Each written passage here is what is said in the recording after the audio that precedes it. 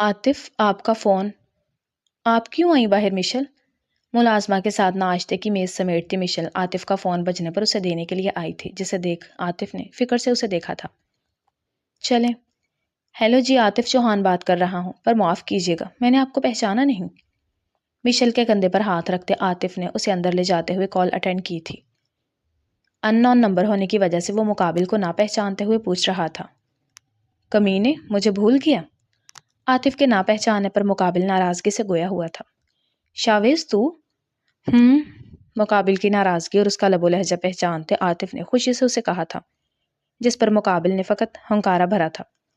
Sorry یار، new number تھا اس لیے نہیں پہچانا۔ چل کوئی بات نہیں، یہ اب نیو سم کارڈ لیا، تیری یاد آئی تو سوچا پوچھ لوں سیٹھ صاحب کہاں ہے؟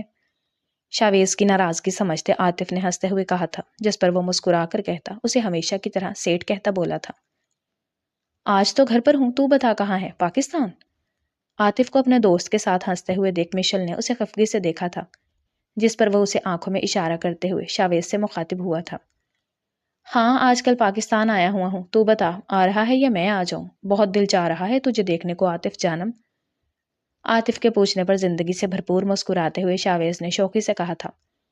کالج ٹائم سے ہی وہ عاطف کو اپنی جانم کہتا آیا تھا، آج بھی اس کے جانم کہنے پر عاطف کہا لگا گیا تھا۔ ضرور جانو، ملتے ہیں شام میں۔ شاویز کو اس کی ٹون میں جواب دیتے عاطف کو حیرت سے دیکھتی مشل اس کا ہاتھ دور کرتی، دونوں ہاتھ کمر پر رکھتی اسے گھور کر دیکھنے لگی تھی۔ اچھا پھر ملتے ہیں جانو، میں بھی تمہیں بہت مس کر رہا تھا، دن رات تیری یاد میں ستائے ہوئے تھے، نہ سو پا رہا تھا نہ جاگ پا رہا تھا۔ بھابھی ہے کیا پاس میں؟ مشل کے گھورنے پر عاطف نے اسے اور جلانے کا سوچتے باتوں کو تول دی تھی، جس پر فون کی دوسری سائڈ پر اس کی باتوں کو غور سے سنتا شاویز پہچان گیا تھا۔ ہاں جانو، I miss you too. Okay bye, پھر بات کرتا ہوں۔ شاویز کو اشارتاً بتاتے عاطف نے مشل کے تیور بگڑتے دیکھ کال ڈسکنیکٹ کی تھی۔ کیا ہوا؟ مشل کے غصے سے دیکھنے پر عاطف نے اس کے پاس آتے تھوڑی پکڑتے ہوئے پوچھا تھا۔ دور رہیں، جائیں اپنی جانو کے پاس۔ عاطف کی مسکراہٹ مشل کو کھلی تھی، جس پر وہ غصے سے لال ہوتی اس کا ہاتھ دور جھٹکتی بولی تھی، اور وہیں عاطف کی مسکراہٹ مزید گہری ہوئی تھی۔ چلو تم تیار ہو جاؤ، ہم ڈاکٹر کے پاس چلتے ہیں، پھر مجھے جانو سے بھی ملنے جانا ہے، اپنی جانو کو ڈاکٹر کے پاس لے کر جائیں، مجھے نہیں جانا۔ مشل کے غصے سے لال ہوئے گال کھینچتے عاطف نے شوخی سے مسکراتے ہوئے اسے تیار ہونے کا کہا تھا، جس پر وہ اسے نم آنکھوں سے دیکھتی ناراضگی سے کہتی جانے کے لیے مڑی تھی۔ مشل یار، ایک ہی جست میں اس کی کلائی پکڑتے عاطف نے اسے اپنے روبرو کیا تھا، جس پر وہ اس اچانک افتاد کے لیے تیار نہ ہوتی سیدھا عاطف کے چوڑے سینے سے ٹکرائی تھی۔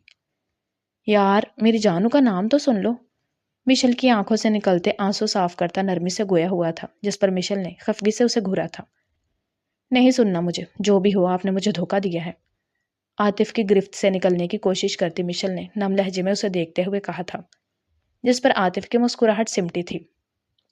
دھوکہ نہیں دیا، وہ شاویز تھا میرا دوست، جس کے بارے میں نے آپ کو بتایا بھی تھا، وہ ایک اکلوتا دوست ہے میرا۔ مشل کے چہرے کو دونوں ہاتھوں میں لیتے عاطف نرمی سے اسے سب بتایا تھا۔ شاویز کے بارے میں تو مشل اچھے سے جانتی تھی، کیونکہ وہ عاطف کے منہ سے کئی بار اس کا ذکر سن چکی تھی، اور یہ بات بھی وہ جانتی تھی کہ عاطف بہت قسمت سے دوست بناتا تھا۔ سچ میں؟ تو پہلے نہیں بتایا آپ نے کہ آپ اسے جانو کہتے ہیں؟ عاطف کی بات پر یقین کرنے کے بعد بھی مشل کو شک گزرا تھا۔ اس نے آج مجھے جانم کہا تو جانو یاد آ گیا بس۔ مشل کے بال پیچھے کرتے عاطف نے محبت سے اسے دیکھا تھا۔ اب تیار ہو جاؤ، ڈاکٹر کے پاس چلتے ہیں ورنہ لیٹ ہو جائیں گے ہم۔ ہاتھ میں بندی گھڑی پر وقت دیکھتے عاطف نے اسے جلدی سے تیار ہونے کا کہا تھا، جس پر مسکراتی نظروں سے اسے دیکھتی گردن ہلاتی تیار ہونے کے لیے گئی تھی۔ گڈ مارننگ موم۔ دکھتے سر کو تھامے وجدان ڈرائنگ میں اپنے موبائل پر کسی سے باتوں میں مصروف آئمہ بیگم کے پاس آتا بولا تھا، آج اتنی لیٹ اٹھے ہو، طبیعت ٹھیک ہے؟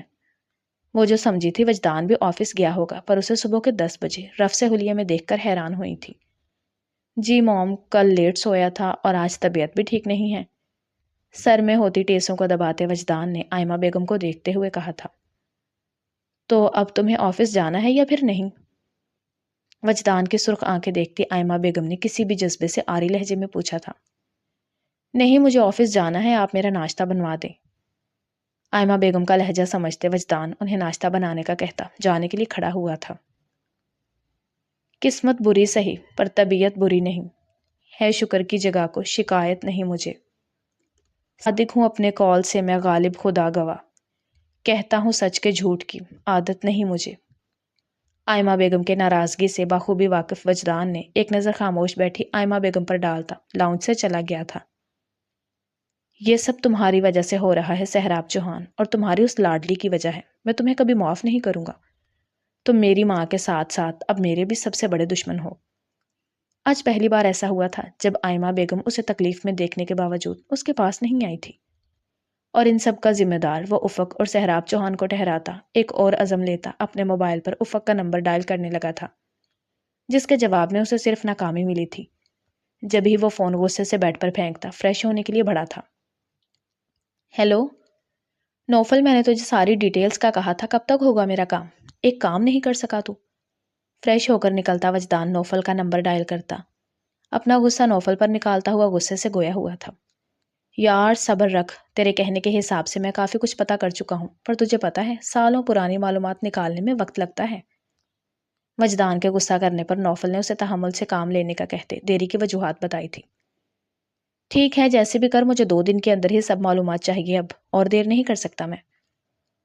پر تو یہ کیوں کر رہا ہے وجی؟ وجدان کے لہجے میں غصے کا عنصر دیکھ نوفل نے حیرانگی سے پوچھا تھا، جس پر وہ بغیر اسے کوئی جواب دیے فون بند کر گیا تھا۔ وجدان کی ہمیشہ سے ہی یہی عادت رہی تھی، وہ صرف اپنی سننا پسند کرتا تھا، باقی کوئی بھی اس کے سامنے کچھ بھی کہے اسے کوئی سروکار نہیں ہوتی تھی۔ ارے وہاں نہیں جاتے، کہتے ہیں وہ گھر گندا ہے، وہاں اچھے لوگ نہیں جاتے۔ ہوگا گندا، میں اپنی بال لے کر واپس آ جاؤں گا۔ کرکٹ کھیلتے بچوں کا بال زکیہ بیگم کی حویلی میں گرا تھا، جس پر ایک 14-15 سالہ بچہ لینے کے لیے بھاگا تھا، پر اس کے ایک دوست نے اس کا ہاتھ پکڑتے اسے وہاں جانے سے روکا تھا، جس پر وہ بچہ اپنے دوست کو 2 ٹوک جواب دیتا ہوا حویلی کی طرف بڑھا تھا۔ کسی کو بھی حویلی کے دروازے پر نہ پاتا وہ بچہ دبے پاؤں اندر داخل ہوا تھا اور اپنا بال تلاش کرنا شروع کیا تھا، جب ایک گاڑی آتے اسے دکھائی دی تھی، جس سے دیکھ کر وہ حویلی کے بوسیدہ سے گارڈن میں لگے بڑے بڑے درختوں کے پیچھے چھپا تھا۔ تب ایک عورت بدلحاظ کپڑوں میں ملبوس گاڑی میں بیٹھے شخص سے گلے لگتی ہوئی نیچے اتری تھی۔ میں پھر آؤں گا، محبت سے ہاتھ چومتے شخص نے دلفریب مسکراہٹ سجاتے ہوئے کہا تھا۔ میں انتظار کروں گی آپ کا، ادا سے کہتی گلبہار نے گاڑی میں بیٹھے شخص کے چہرے پر اپنے خوبصورت لمبے ناخن کو پھیرا تھا، جس پر گاڑی میں بیٹھے شخص کے لبوں پر دلکش مسکراہٹ آئی تھی۔ کافی دنوں سے گلبہار کی طبیعت کافی عجیب تھی، اور اس کی وجہ اس کی اس دنیا میں آنے والی اولاد تھی۔ جب سے گلبہار کو یہ خبر ملی کہ وہ ماں بننے والی ہے تو اس نے سوچا کہ وہ یہ سب یہیں ختم کر دے، پر پھر سہراب چوہان کو ہاتھ میں کرنے کا سوچتی گلبہار نے اس بچے کو جنم دینے کا سوچا تھا۔ اس ہی لیے اس نے 2 ماہ پہلے سہراب کو کال کر کے بلایا بھی تھا، پر سہراب چوہان اسے آنے کا کہتے نہ آئے تھے۔ جب گلبہار نے سب کچھ پیچھے چھوڑنے کا فیصلہ کیا تھا اور وہ ڈاکٹر کے پاس گئی، پر وقت زیادہ ہونے کی وجہ سے ڈاکٹر نے اس کا ان سب میں ساتھ دینے سے صاف منع کیا تھا، جس پر وہ زکیہ بیگم کے پاس گئی تھی اور انہیں سب بتایا تھا۔ اور جب زکیہ بیگم نے اسے اس بچے کو جنم دینے کا کہتے اسے یہ کہا تھا کہ اگر سہراب آ گیا تو اسے اس کی اولاد دے دیں گے، نہیں تو اس نے اس بچے یا پھر بچی کو ساری زندگی یہیں رکھنے کا کہا تھا، جس پر گلبہار راضی تو نہیں تھی، پر فی الحال چپ ہو گئی تھی۔ اور وہی حویلی کے باہر ہی گاڑی کھڑی کرتا سہراب چوہان آج گلبہار سے ملنے کے لیے آیا تھا، پر سامنے کا منظر دیکھ اس کی آنکھوں سے شعلے بھڑکے تھے۔ کیا کمی رہ گئی تھی ان کے پیار میں جو گلبہار ان کے ساتھ بے وفائی کر گئی تھی؟ یہ جگہ تو واقعی میں بہت گندی ہے، اور آنٹی تو اس جگہ سے بھی گندی۔ گلبہار کو دیکھتے بچے نے بری بری شکلیں بناتے دل میں سوچا تھا۔ اسے گلبہار کی ایسی بدتمیزی کو دیکھتے بچے نے اپنا بال دیکھنا شروع کیا تھا اور وہاں سے جانے کی جلدی کی تھی۔ مل گیا۔ بال ملنے پر وہ اپنا بال لیتا جیسے ہی آیا تھا ویسے ہی جانے لگا تھا، جب اس کی نظر سامنے حیرت سے گنگ کھڑے سہراب چوہان پر پڑی تھی، جو زکیہ بیگم کی حویلی میں اس بچے کو دیکھتے اس کا ہاتھ پکڑتے سائڈ پر لے گئے تھے۔ آپ یہاں کیا کر رہے ہیں بیٹا؟ یہ جگہ بچوں کے آنے کی نہیں ہے۔ عاطف کے ہم عمر بچے کو حویلی میں دیکھ کر سہراب چوہان کو بے ساختہ اپنے بیٹے کا چہرہ دکھائی دیا تھا، جس پر وہ اس بچے کو اپنے بچوں کی طرح سمجھاتا ہوا گویا ہوا تھا۔ آج اسے اپنے انتخاب سے تو نفرت ہوئی تھی، ساتھ میں اسے اس جگہ اور یہاں کے لوگوں سے بھی نفرت ہوئی تھی۔ انکل میں یہاں اپنا بال لینے کے لیے آیا تھا، ہاتھ میں موجود بال آگے کرتے بچے نے معصومیت سے کہا تھا، جس پر سہراب چوہان نے نم آنکھوں سے اسے دیکھا تھا۔ پر آپ یہاں کیوں آئے؟ آپ کو بھی تو پتا ہے یہ جگہ گندی ہے۔ پھر میں آج سچائی سے آشنا ہونے آیا تھا، اب آپ یہاں سے جاؤ۔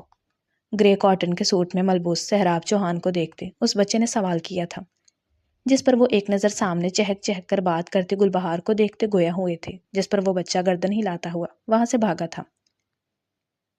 کہتے ہو نہ دیں گے ہم دل اگر پڑا پایا، دل کہاں کے گم کیجیے ہم نے مدعا پایا، عشق سے طبیعت نے زیست کا مزہ پایا، درد کی دوا پائی درد بے دوا پایا، دوست دار دشمن ہے اعتماد دل معلوم، آہ بے اثر دیکھی نالا نارسا پایا، سادگی و پرکاری بے خودی و ہوشیاری، حسن کو تغافل میں جرت آزما پایا، غنچہ پھر لگا کھلنے آج ہم نے اپنا دل خوں کیا ہوا دیکھا گم کیا ہوا پایا، حال دل نہیں معلوم لیکن اس قدر یعنی ہم نے بارہا ڈھونڈا تم نے بارہا پایا، شور پندے ناسے نے زخم پر نمک چھڑکا آپ سے کوئی پوچھے تم نے کیا مزہ پایا، گلبہار کی بے وفائی پر اسے عجیب نظروں سے دیکھتے سہراب چوہان غصے میں کوئی بھی بات نہ کرنے کا سوچتے خود پر ضبط کرتا اپنی گاڑی میں بیٹھتا تیز رفتاری سے چلاتا وہاں سے نکلا تھا۔ السلام علیکم سہراب چوہان۔ وعلیکم السلام وہاب، آپ یہاں؟ سہراب چوہان کے کیبنٹ میں داخل ہوتے وہاب نے بلند آواز میں سلام کیا تھا، جس پر سہراب چوہان نے تھوڑا سا چونکتے ہوئے انہیں دیکھتے جواب دیا تھا۔ عادل اور عاصم کو سارا کام سمجھاتے وہاب صاحب سہراب چوہان سے ملنے کے لیے ان کے آفس تشریف لائے تھے۔ ہاں، آپ سے کچھ بات کرنی تھی۔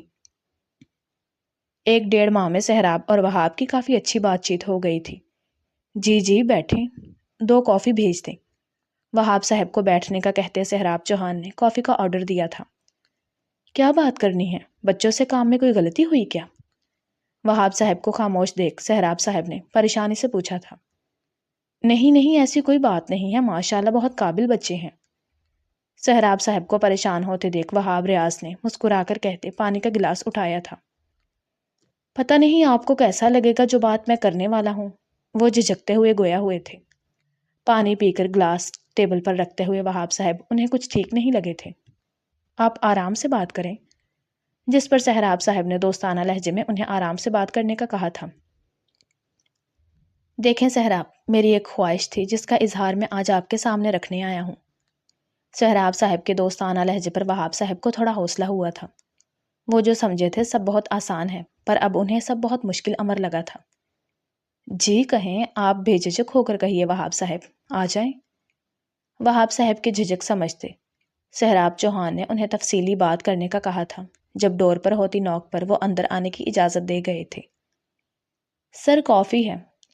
ٹھیک ہے تم جاؤ۔ کافی لے کر آئے احمد رضا کو جانے کا کہتے سہراب صاحب نے سامنے بیٹھے وہاب صاحب کو دیکھا تھا۔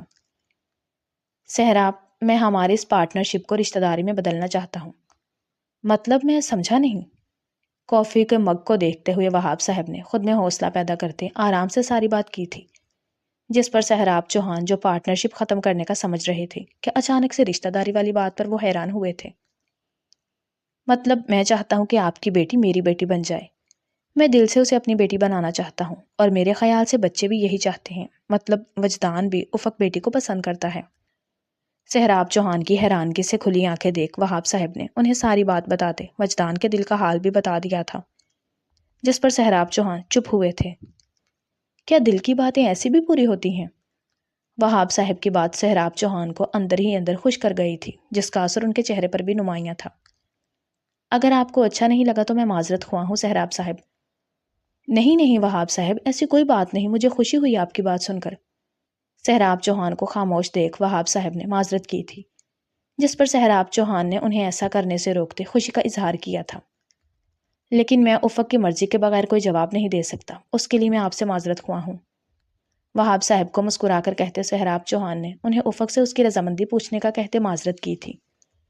جی جی ضرور، بچوں کی مرضی تو بہت ضروری ہے، لیکن میں چاہتا ہوں اس بات کا ذکر ابھی کسی کے سامنے نہ ہو، ہمارے درمیان میں ہی رہے فی الحال۔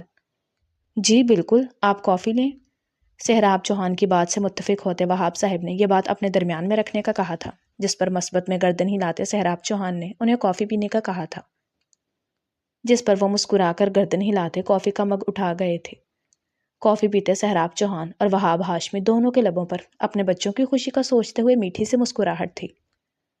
عاصم بھائی کہاں ہیں آپ؟ کالج سے لوٹتی افق آج سیدھا آفس آئی تھی اور بھاگ کر عاصم کے کیبنٹ میں آتی افق نے عاصم کو پکارا تھا، پر وہاں کسی کو نہ پاتے افق اداسی سے خالی کیبنٹ کو دیکھتے ہوئے وہ سہراب صاحب کے پاس جانے کا سوچتی بڑی تھی۔ عاصم تو آج صبح سے ہی ہاشمی آفس میں مصروف تھا، جس وجہ سے وہ افق کو لینے نہیں جا سکا تھا، تبھی ہی عادل اسے آفس لے کر آیا تھا۔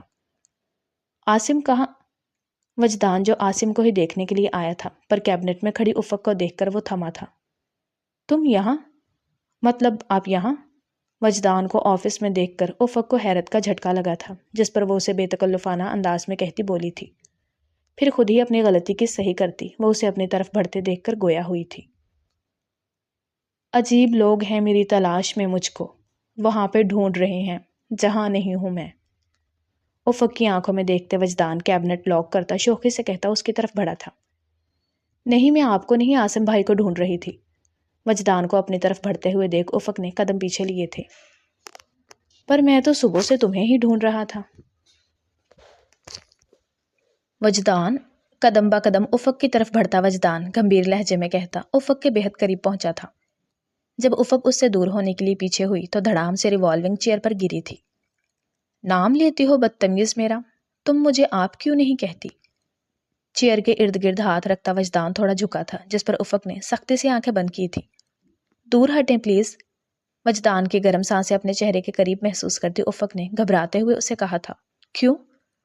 افق کو خود سے گھبراتے دیکھ وجدان مزید جھکا تھا، یہ سب اچھا نہیں ہے، آپ دور رہیں مجھ سے۔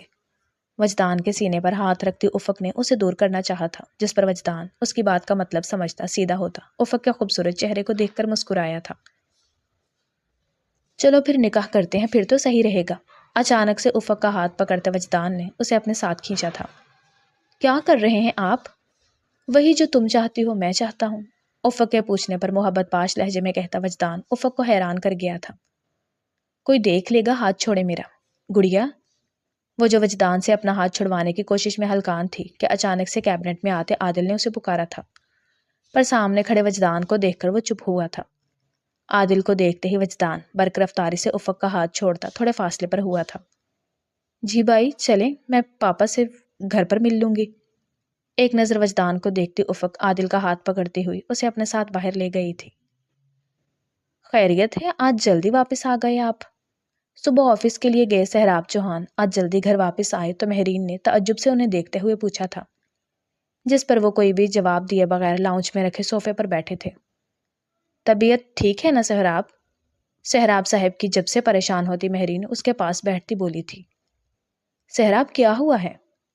سہراب چوہان کی نہ ٹوٹنے والی چپ مہرین کو پریشانی بڑھا رہی تھی، جب اچانک سے بکھرتے ہوئے سہراب چوہان مہرین کے گلے لگے تھے۔ مہر، سوری پر کس لیے، ہوا کیا ہے؟ مہرین کے گلے لگتے سہراب چوہان کو اپنی بے وفائی پر رونا آیا تھا، جس پر مہرین نے ان کے سر میں ہاتھ چلاتے ہوئے پوچھا تھا، غلطی نہیں گناہ سمجھ لو، وہ کر چکا ہوں۔ سرخ آنکھوں میں آنسو لیے سہراب چوہان نے مہرین کے آگے ہاتھ جوڑے تھے۔ کیا مطلب ہے ان باتوں کا؟ مجھے سمجھ نہیں آ رہی۔